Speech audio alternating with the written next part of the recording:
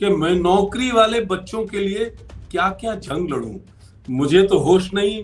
आप मशवरा दीजिए, कहां से शुरू करूं फसाना और कहां तमाम करूं। चुनाव के साल में आपकी मंशा अच्छी लग रही है आरक्षण देने की। कहां था अब तक? कहां थे अब तक आप? और चुनाव के दौर में जो घोषणाएं की जाती, ये आरक्षण कब जुमला हो जाएगा, आपको पता है इनका इनका मिजाज? पानी की तरफ लौट के मछली न चली जाए, हाथों से तेरे फिर कहीं दिल्ली न चली जाए। मतलब आपको लग रहा है कि मध्य प्रदेश, छत्तीसगढ़, राजस्थान सब जगह हार जाएंगे? कहीं नहीं जीत रहे। आप मुझे बताइए, क्यों क्यों मध्य हार प्रदेश में? संजय जी, एक बात बताइए, आप सेंट्रल गवर्नमेंट के मिनिस्टर्स को क्यों लड़ा रहे हैं? क्योंकि आपके पास जीतने वाले एमएलए कैंडिडेट्स नहीं हैं। इसका यही तो मंशा है। और शिवराज सिंह को हटा देना है, ये भी इशारा कर दिया। मोदी जी ऑर्गेनिक पिछड़े नहीं हैं। मोदी जी ये ऑर्गेनिक पिछड़ा क्या होता है? जन्मजात पिछड़े नहीं हैं। मोदी जी जब मुख्यमंत्री बने तो उन्होंने लिस्ट में कहा हमारी जाति भी बढ़ा दो। पता करो ना आप कब से पिछड़े हैं। और बीजेपी को पहले पता चल जाता ये पिछड़े हैं तो यहां तक थोड़ी आने देती। और ये कौन सा मास्टर स्ट्रोक है जो चुनाव के एन वक्त आप लेके आए? वो बात है ना, खुशबू का एहतराम हवाएं न कर सकी, ऐसे फूलों को अपनी साख में मर जाना चाहिए। नमस्कार, मैं हूं संजय शर्मा। आप देख रहे हैं 4 PM न्यूज नेटवर्क। देश में राजनीति चरम पर है। 5 राज्यों में चुनाव है, लेकिन सबसे ज्यादा मार जो हो रही है वो मध्य प्रदेश और राजस्थान में हो रही है। सब लोग कह रहे हैं कि 2024 का ये सेमीफाइनल मान लीजिए। अगर इन दोनों राज्यों में चुनाव हारती हैं तो छत्तीसगढ़ में तो भाजपा ने शायद नैतिक हार मान ही ली अभी से। लड़ाई मध्य प्रदेश और राजस्थान में है। मध्य प्रदेश में जिस तरह साहेब ने 6 महीने में 7 बार दौरा किया, प्रधानमंत्री जी ने 6 महीने में 7 बार दौरा किया, उसने बता दिया कि मध्य प्रदेश कितना महत्वपूर्ण है। लेकिन मध्य प्रदेश में जब शिवराज सिंह चौहान को किनारे किया गया तो बड़ा सवाल यह भी आया कि वो पिछड़ी जाति का नेता, जिसको वास्तव में कभी देश का प्रधानमंत्री बनाया जाना चाहिए था, जो मोदी जी से ज्यादा सीनियर था, उसको इस तरह जीवन के अंतिम पारी में इस तरह किनारे करने का मतलब क्या है? पिछड़ी जातियों में नाराजगी है। पिछड़ी जातियों में तो इस बात की भी नाराजगी है कि महिला आरक्षण के नाम पे झुंझुना तो बजाया गया, लेकिन महिला आरक्षण में पिछड़ों और दलितों का हक नहीं दिया गया, उनका कोई कोटा निर्धारित नहीं किया गया। राहुल गांधी ने जब सवाल उठाए तो वो सवाल पिछड़ी जाति और दलित जातियों के सीने में जाकर धंस गए। राहुल गांधी ने कहा कि जो पूरे बजट का 95% हिस्सा डील करते हैं, उनमें पिछड़ी जाति के अफसर कहां हैं? ये बात सब जानते हैं कि देश ब्यूरोक्रेट चलाते हैं, नेता नाम के होते हैं, और देश में भारत सरकार में जो सचिव स्तर के लोग हैं उसमें सिर्फ 3 पिछड़ी जाति के लोग नेता कह रहे हैं कि 90 में से सिर्फ 3। सोचिए आप, क्या क्या खेल किया गया है पिछड़ी जातियों के साथ। वोट सबको चाहिए, लेकिन पिछड़ी जातियों की कोई बात नहीं करता। विश्वविद्यालयों में बुरा हाल है। उत्तर प्रदेश जैसे बड़े राज्य में उत्तर प्रदेश की गवर्नर साहब के भ्रष्टाचार की कहानियां जग जाहिर हो गई है। एक वीसी हैं, विनय पाठक जी नाम है उनका। उनके और गवर्नर साहब के रिश्तों की कहानी कि किस तरह गवर्नर ने उनको बचाने की कोशिश करी, जबकि योगी आदित्यनाथ वीसी साहब को जेल भेजना चाहते थे, आम हो गई है। दिल्ली दरबार को दखल देना पड़ा। उत्तर प्रदेश के विश्वविद्यालय में जितने वाइस चांसलर तैनात हुए हैं, जितने प्रोफेसर तैनात हुए हैं, उनमें एक जाति विशेष के ऊंची जाति के लोग हैं, पिछड़े गायब हैं। ये बातें उत्तर प्रदेश से चल के मध्य प्रदेश और राजस्थान तक पहुंचने लगी है। जाहिर है भारतीय जनता पार्टी के लिए आसान नहीं है इन सब आरोपों को झेलना। मैंने बात करी उत्तर प्रदेश में भारतीय जनता पार्टी के एक पूर्व मंत्री से, जिसने मुझे आज आरक्षण के मामले में वो बातें बताई जिसको सुनकर आप दंग रह जाएंगे, जिसको सुनकर आपको लगेगा कि वास्तव में ये पिछड़ों के साथ अन्याय हुआ है, अत्याचार हुआ है। तेज तर्रार नेता, तेज तर्रार मिनिस्टर उमा भारती ने जिससे मदद मांगी थी, राजनाथ सिंह मुख्यमंत्री थे, ऊंची जाति के थे, कल्याण सिंह किनारे थे, उमा भारती को किनारे कर दिया गया था, तब कल्याण सिंह ने इस मिनिस्टर यानी अशोक यादव से मदद मांगी और तब उमा भारती के पक्ष में एक बड़ी रैली की गई। इस मंत्री का, बीजेपी के मंत्री रह चुके इस शख्स का कहना है कि भाजपा पिछड़ों का कभी भला नहीं चाहती। क्या की है बातचीत, मैंने पूरी बातचीत में आपको सुनवा रहा हूं, सुनिएगा। एक रिक्वेस्ट मेरी तरफ से भी, इसके नीचे ज्वाइन बटन है, सब्सक्राइब का बटन है, दबाइएगा, मदद कीजिएगा। और राज्यों के चैनल हमारे 4PM यूपी, बिहार, गुजरात, महाराष्ट्र, कर्नाटक, उन्हें भी सुनिएगा। स्वागत है अशोक यादव जी आपका। और आज हम बात करेंगे आपसे कि देश में, पिछली बार जब आपसे बात कर रहे थे तो वही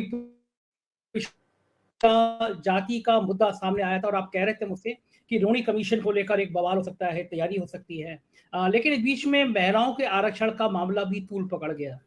और मैं दर्शकों को याद दिला दूं कि जब आप मंत्री थे, मिनिस्टर थे उत्तर प्रदेश सरकार में, राजनाथ सिंह सरकार में, तो आप मंत्री होते हुए अपनी सरकार के खिलाफ चले गए थे, पिछड़ों में अति पिछड़ा के नाम, सुप्रीम कोर्ट चले गए थे, सॉरी, सुप्रीम कोर्ट चले गए थे अपनी सरकार के खिलाफ, इसके ले लिया था आपने। इस समय देश में दो बड़े मुद्दे हैं, एक तो महिला आरक्षण में पिछड़ों और दलितों का कोटा नहीं रखा गया है अलग से, इसका मुद्दा है। दूसरा, मध्य प्रदेश में खासतौर से पिछड़ी जाति के शिवराज सिंह चौहान को किनारे लगा दिया गया है। उमा भारती बहुत नाराज है और मुझे याद है कि उमा भारती, एक बार आपने भी सहयोग किया था उमा भारती की नाराजगी, और हमने इकट्ठे होकर रैली करी थी बहुत बड़ी। तो वो जो ये दो मुद्दे हैं भारतीय जनता पार्टी के लिए इस समय क्या, तो क्या ये बीजेपी के जनमानस में लग रहा है कि बीजेपी पिछड़ों के खिलाफ काम कर रही है मध्य प्रदेश, राजस्थान में? क्या इसका नुकसान हो सकता है? क्या संभावना, क्या चर्चा है? मैं अपनी बात शुरू करता हूं। और सबसे पहले, हम लोग रात को सो के उठते हैं तो सवेरे 4 PM और आगे चला जाता है। मुझे हैरत होती है। और मुझे आज कोई मॉरिशस से फोन कर रहा था कि साहब यहाँ खुलवा दीजिए। अभी उस दिन लंदन से फोन आया। तो सबसे पहले आपको, आपकी टीम को बहुत बहुत मुबारक। जितनी तेजी से आप 4 PM जा रहा है, सबको बहुत खुशी होती है। और हमारे व्यूअर्स निशाना लगा के रखते हैं कि क्या बोला जा रहा है। मैं 2-3 छोटी छोटी बातें आपसे कहना चाहता हूं और वहीं से शुरू करता हूं कि मैं नौकरी वाले बच्चों के लिए क्या क्या जंग लड़ूं।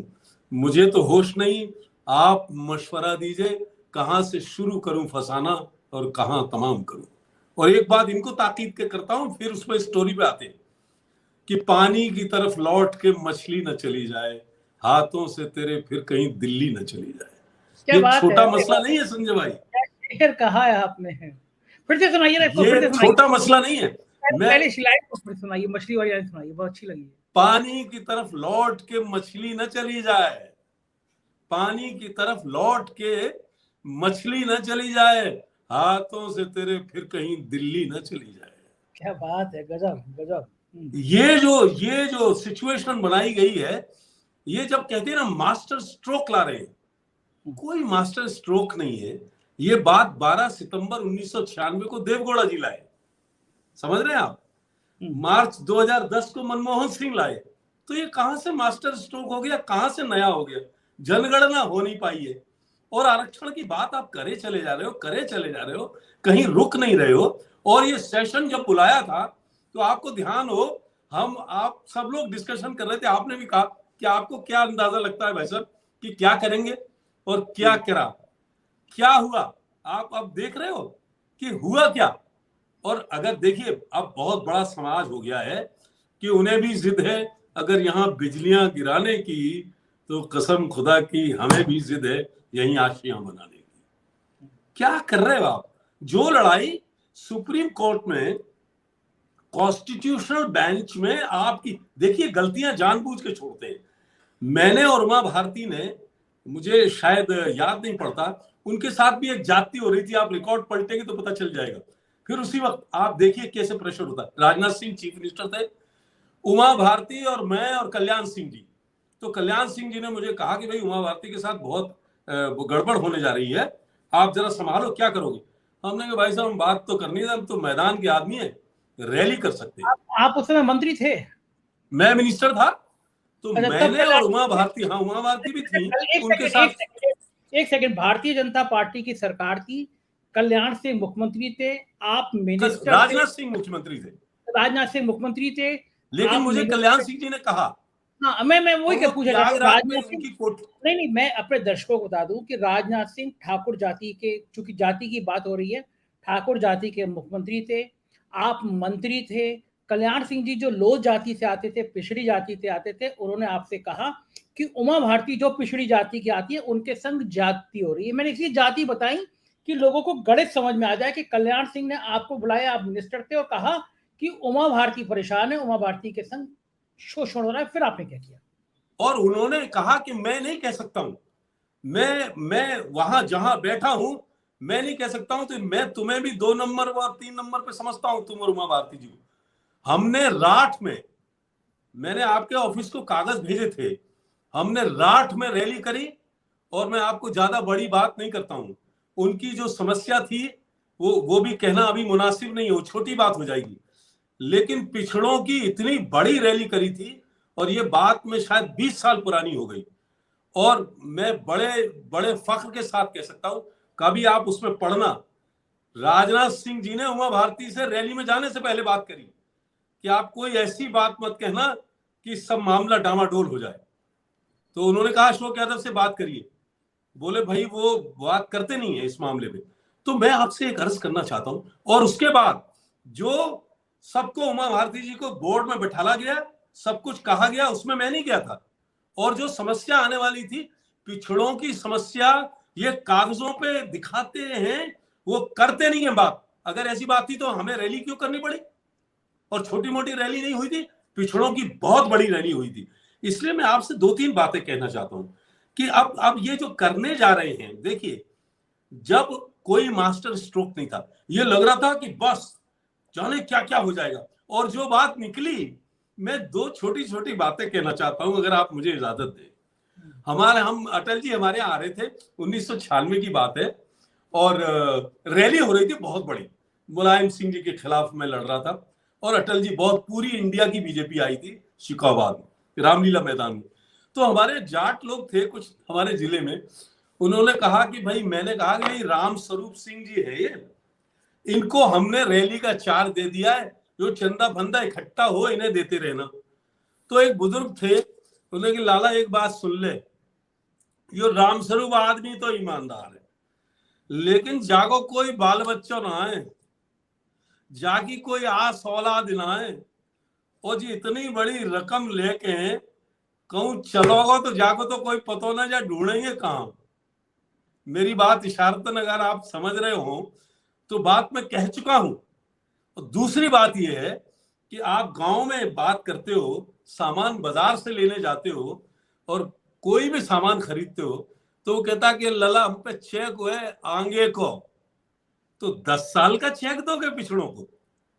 10 साल तो कागज पे लिखा है, और ये 34 में आएगा आरक्षण। आप पोस्ट डेटेड चेक देके पूरे पहले वोट बनाना चाहते हो, पहले चुनाव करना चाहते हो। जाति जनगणना 2026 के पहले हो नहीं सकती, ये भी आपने कर दिया। यानी जो असली असली काम था वो तो रोक दिया, और 334 से 128 संशोधन जनगणना के बाद, तो अभी अभी जब तक जनगणना नहीं होती कोई काम नहीं हो सकता। देखिए, आपको याद हो संजय जी, सामाजिक न्याय समिति जब लागू हुई लखनऊ में 380 करोड़ रुपए खर्च करने के बाद, तो इन्होंने इतनी खाली जगह छोड़ दी थी, उसमें छेद छोड़ दिए थे, और राजनाथ सिंह चिल्लाने लगे, जैसे लाल किले पर चढ़ के चिल्लाने लगे, है कोई माई का लाल, है कोई माई का लाल। इसका मतलब क्या था? आपने जानबूझ के कमियां छोड़ी और आप चेतावनी देने लगे। ये जो कहा है ना, पिछड़ा वर्ग क्यों छोड़ दिया आपने, महिलाओं वाला पिछड़ा वर्ग को क्यों नहीं दिया, ये वही छेद छोड़ रहे हैं जो राजनाथ सिंह जी ने अपने जमाने में छोड़े थे, ताकि कोई कोर्ट जाए और काम खत्म हो जाए। और लास्ट एक बात बताइए, चुनाव के साल में आपकी मंशा अच्छी लग रही है आरक्षण देने की? कहां था अब तक, कहां थे अब तक आप? और चुनाव के दौर में जो घोषणाएं की जाती, ये आरक्षण कब जुमला हो जाएगा आपको पता है? इनका मिजाज, कभी जुमला कर सकते हैं, बाद में कह देंगे ये तो जुमला था, और 10 साल 36-34 में जाके, और उसका अभी प्राइम मिनिस्टर गए मध्य प्रदेश, कहा हमने आरक्षण, कहा भाई आरक्षण आज चाहिए, आप 15-20 साल वाली बात कर रहे हैं। आज बताओ ना क्या किया है आपने। और आप सारे लोगों को सबकी समझ में आ गया है ना। 10 साल के बाद जो चीज होगी और पता नहीं हुई कि नहीं हुई, उस पर आपका क्या बस है। और हमको आप रोके रहिए, चलिए पिछड़े वर्गों को आप मत दीजिए, लेकिन वो जानबूझ के ये ऐसे काम किए जाते हैं कि ताकि कोई कोर्ट चला जाए और रुक जाए, फिर हम वो कहें राजनाथ सिंह की तरह कि भाई हमने तो दिया था, हमने तो 400 करोड़ रुपए खर्च किए थे, हमने तो हजारों करोड़ रुपया खर्च किया था। क्या करें, वो लोग कोर्ट चले गए। इसका कोई क्लियर कट इनके पास कुछ नहीं है। 2026 में सीट्स का एडजस्टमेंट होना है, तो जब सीट का एडजस्टमेंट होना है कॉन्स्टिट्यूशनली, उसमें इन्होंने अपने अभी उसका नियम बना दिया है, तो साहब कैसे हो जाएगा। वो तो 34-36 में आएगी, और जो बात 10-15 साल बात होगी, अभी कल की कही हुई बात तो पूरी नहीं कर पा रहे हैं आप। और 15 साल बाद पिछड़ा वर्ग यानी 60% जनता, और अगर सब मिला लो उनको आप ये पोस्ट डेटेड चेक देख के उनसे सामान उठाना चाहते हो। पोस्ट डेटेड चेक देके 10 साल का और वो 15 साल का हो जाएगा, तो मतलब आप ही की सरकार रहेगी, आप ही रहेंगे, उससे पहले कोई परिवर्तन नहीं आएगा। और मैं एक बड़ी बहुत ईमानदारी से और बेबाकी से एक बात कहना चाहता हूं कि आपने लाल किले पर यह कह दिया कि अगली बार फिर हम आएंगे बिना वोट लिए जनता का। आप मुझे बताओ संजय भाई, क्या ये बात कॉन्स्टिट्यूशनली सही है? चुनाव हुआ नहीं और आपने लाल किले पे कह दिया अगली बार भी हम, उसके बाद भी हम। तो ये क्या अपमान नहीं है इलेक्शन का? क्या डेमोक्रेसी का अपमान नहीं है?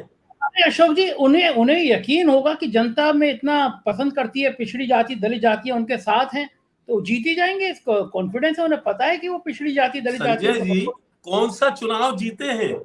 कर्नाटक में तो हनुमान जी को भी पार्टी में शामिल करने की कोशिश करी, हनुमान जी ने मना कर दिया, नहीं भैया। गुजरात जीते, यूपी जीते, उत्तराखंड जीते। गुजरात की बात छोड़ दीजिए, वो गुजरात की बात छोड़ दीजिए, यूपी में भी बहुत से सर्कमस्टेंसेस थे, कर्नाटक क्यों नहीं जीते? अभी ये जो 3 विधानसभाएं हो रही हैं, उसमें क्या आपको क्या फीडबैक है? मुझे तो फीडबैक है कहीं नहीं जीत रहे, कहीं नहीं चुनाव जीत रहे। आपको लग रहा है कि मध्य प्रदेश, छत्तीसगढ़, राजस्थान सब जगह हार जाएंगे? कहीं नहीं जीत रहे। आप मुझे बताइए क्यों मध्य प्रदेश में? संजय जी एक बात बताइए, आप सेंट्रल गवर्नमेंट के मिनिस्टर्स को क्यों लड़ा रहे हैं? क्योंकि आपके पास जीतने वाले एमएलए कैंडिडेट्स नहीं है, इसका यही तो मंशा है। और शिवराज सिंह को हटा देना है, ये भी इशारा कर दिया। पिछड़े वर्ग के मिनिस्टर्स लड़ा दिए। आप वहां राजस्थान में क्या कर रहे हैं? जो स्टैब्लिश चीफ मिनिस्टर थी, वो उनकी पार्टी हमें मतलब नहीं है, उसको कैसे जलील किया जा रहा है वो आपका पब्लिक से पूछ लीजिए। कहां जीत रहे हैं? एक मुझे विधानसभा बता दीजिए कहां जीत रहे हैं। अच्छा ये बताइए, आप कह रहे हैं कि ये पिछड़ों को गुमराह कर रहे हैं, धोखा दे रहे हैं। मोदी जी तो खुद पिछड़ी जाति से आते हैं, तो वो क्यों करेंगे? अपनी जाति को क्यों करेंगे? मोदी जी ऑर्गेनिक पिछड़े नहीं हैं। मोदी जी जन्मजात पिछड़े नहीं हैं। मोदी जी जब मुख्यमंत्री बने तो उन्होंने लिस्ट में कहा हमारी जाति भी बढ़ा दो। पता करो ना आप कब से पिछड़े हैं। और बीजेपी को पहले पता चल जाता ये पिछड़े हैं तो यहां तक थोड़ी आने देती। एक सेकंड, आप बातों में बड़ी बात कह जाते हैं। आप कह रहे हैं कि भारतीय जनता पार्टी को पता होता ये पिछड़े हैं तो बीजेपी इनको यहां तक नहीं आने देती। क्यों नहीं आने देती? सवाल ही नहीं था। क्या हुआ कल्याण सिंह का? क्या हुआ उमा भारती का? किसी जलालत से कम है? और मैं एक कहना नहीं चाहिए, अटल बिहारी वाजपेयी जी मुझे जब ज्वाइन कराने आए शिकाबाद में, तो उस वक्त उत्तर भारत में इतनी बड़ी रैली नहीं हुई थी। मेरे साथ क्या हुआ वो आपको भी मालूम है। मुझ पर अटैक ना होता, आप मिनिस्टर बने, शान से रहते थे, इतना मंत्री होना बड़ी बात नहीं है। अच्छा मुझे की बात सुनिए, आपको तो इतना लक्ष्मी जी मेहरबान हो गई, आप हेलीकॉप्टर पे एक्सीडेंट हो गया, कूद गए, 100 करोड़ रुपए कंपनी ने दिया, हेलीकॉप्टर वाली ने, बीजेपी ने तो ये बीजेपी की वजह से थोड़ी हुआ। मैं तो मरते मरते बचा। कहां से आप हेलीकॉप्टर में घूम रहे हो संजय जी? तो मैं तो मरते मरते, एक बात बता दूं आपको हैरत होगी, मैंने किसी परिवार में और मेरे जानने वाले कम से कम 5,000 लोगों ने आरक्षण का फायदा नहीं लिया। मेरी अपने बच्चे बच्चियां, उन्होंने कहा सिविल सर्विसेज का एग्जाम देना है, मैंने कहा भाई आरक्षण नहीं लेने दूंगा। तो उन्होंने कहा क्यों? मैंने कहा जब मेरे बच्चे लेने लगेंगे तो मैं समाज में मुंह क्या दिखाऊंगा? मेरे बच्चों ने कभी आरक्षण क्लेम नहीं किया है, मैंने कभी लेने नहीं दिया, हमने खुद रास्ता खाली किया है। हमसे जो कमजोर लोग हैं उनके लिए, तो आप इसे सेक्रीफाइस नहीं मानेंगे? हम भी लड़े, कोर्ट में जाके लड़े, पूरा कैरियर पॉलिटिकल दांव पे लगा दें। आप मुझे बताओ, हमने जितनी बड़ी रैली करी उसके रेशियो में हम लोगों को ताकत नहीं मिली। तो पिछड़े आप सुनो, जैना जी, मैं एक दौर था जिस वक्त मैं खिलाफत कर रहा था, उस वक्त चीफ सेक्रेटरी, डीजीपी, मतलब सब अपर क्लास के पास थी, कुछ नहीं था पिछड़े वर्गों पे। और आज भी आप देखिए, एक बात मुझे बताइए संजय जी, अगर आप पिछड़े वर्ग को लाते हो और फिर अखबारों में उनकी जातियां बतानी पड़ती हैं कि ये इस जाति के, ये इस जाति के, तो कहीं ना कहीं आपके मन में खोट है ना। उस वक्त क्यों बता रहे हो? और ये कौन सा मास्टर स्ट्रोक है जो चुनाव के ऐन वक्त आप लेके आए हैं?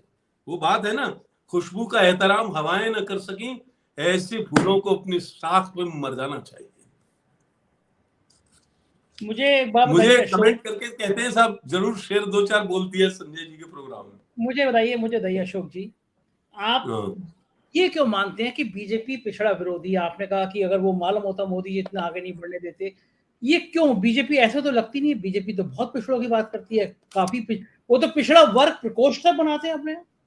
आप मुझे बताइए संजय जी, आप तो बहुत पुराने पत्रकार हो, जब मंडल कमीशन 90 में लागू हुआ था तो उसी को तो कमजोर करने के लिए मंडल के साथ कमंडल आया था। दूसरी कौन सी वजह थी मुझे बता दीजिए आप। तो अगर आप इतने समर्थक थे, उसके जड़ में क्या वजह थी मुझे बताइए। भाई मंडल को रोकना ही तो था, मैं इसका बुरा नहीं मानता हूं। और फिर एक तरफ भागवत जी तो आप कह रहे हैं डर की वजह से, क्यों?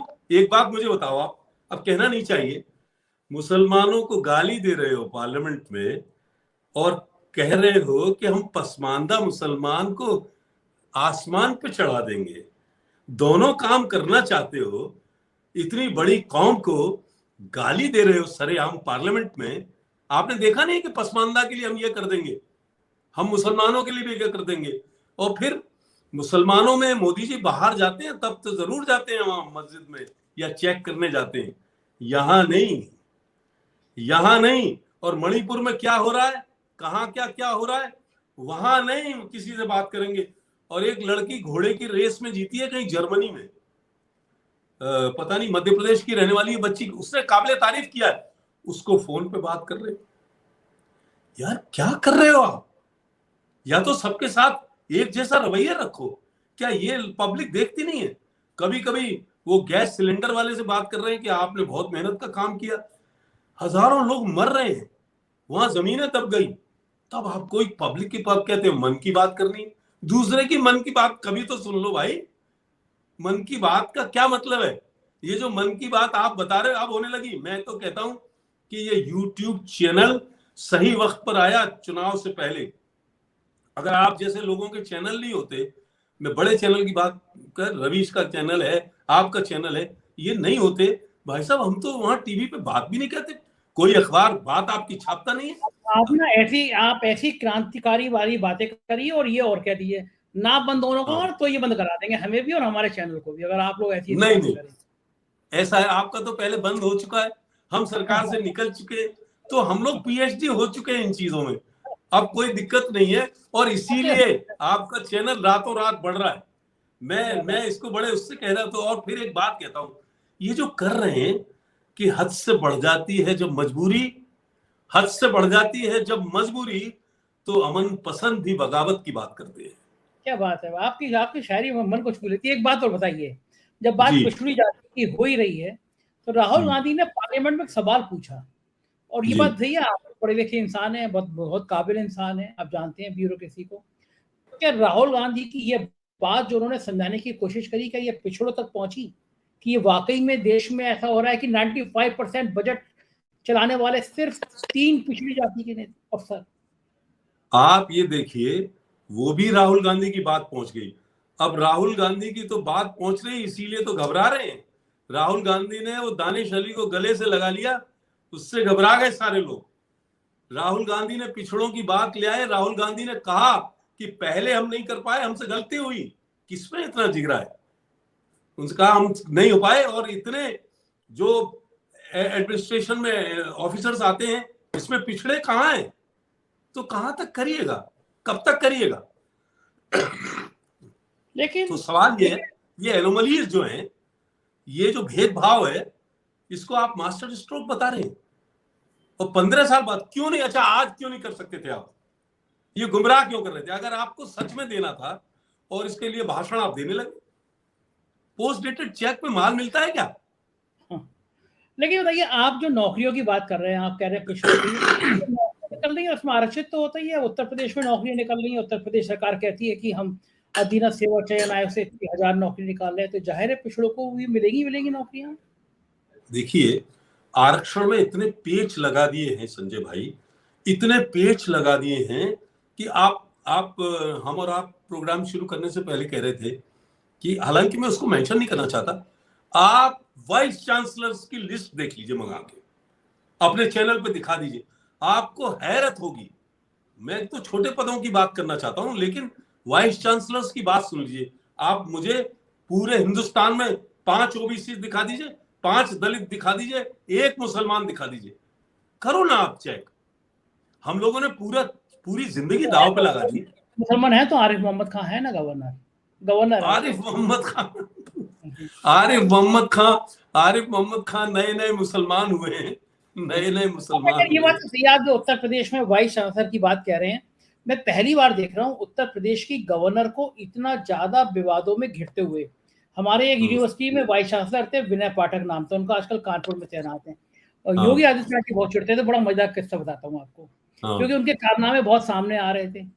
तो योगी आदित्यनाथ जी ने जब एक शिकायत आई तो उस पर FIR हो गई, उनके खिलाफ FIR हो गई, तो STF तैनात कर दिया। STF के जो ADG हैं वो योगी जी के बड़े करीबी। मामला गवर्नर गवर्नर के बड़े करीबी थे VC साहब, तो पहुंचा दिल्ली दरबार, अमित शाह जी के, प्राइम मिनिस्टर के, गवर्नर बुलाए गए, CM बुलाए गए, और CBI को दे दिया कि मामला रफा दफा करो, जिसने शिकायत करी इसको बंद करो। गवर्नर इतना ज्यादा इन सब खेल में विवादों में आ गई।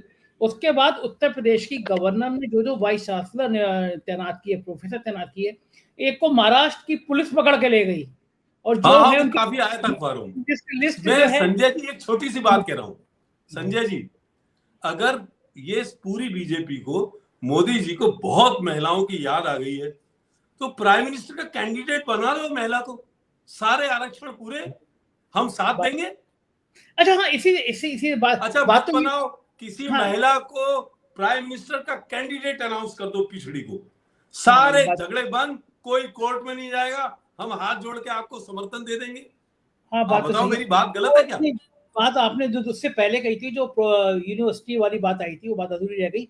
ये आरोप तो लगता है कि यूनिवर्सिटी में उत्तर प्रदेश में जितने प्रोफेसरों के पद नियुक्त किए गए, वो ऊंची जाति, एक जाति विशेष को किए गए, पिछड़ी जाति का एक भी व्यक्ति नहीं रखा गया, ऐसे आरोप है।